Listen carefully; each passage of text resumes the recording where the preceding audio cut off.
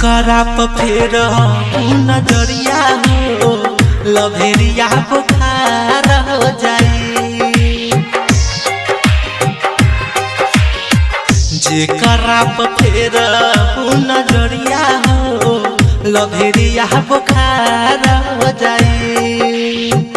मूसा के धनुष से दिल के तीरा यार पार हो जाई। जेकरा पे फेर नजरिया हो लभेरिया बुखार हो जाई। बुखार हो जाई। रिकॉर्डिंग बाय मुरारी फिल्म्स काटी मुजफ्फरपुर। एगो चांद धरती पर है एगो आसमान में, एगो चांद बारू दुनिया जहान में। हाँ, एगो चांद धरती पर है एगो आसमान में, एगो चांद बारू दुनिया जहान में। के चले डगरिया हो लभेरिया बुखार हो जाई।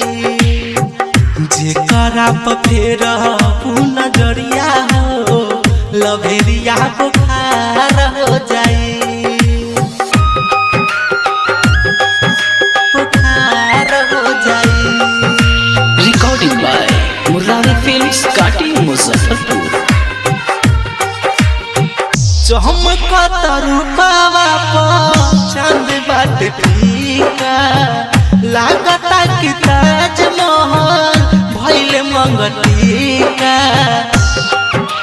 हाँ, चमकत रूपवा चांद बाट फीका, लागता कि ताजमहल भइल मंगटिका।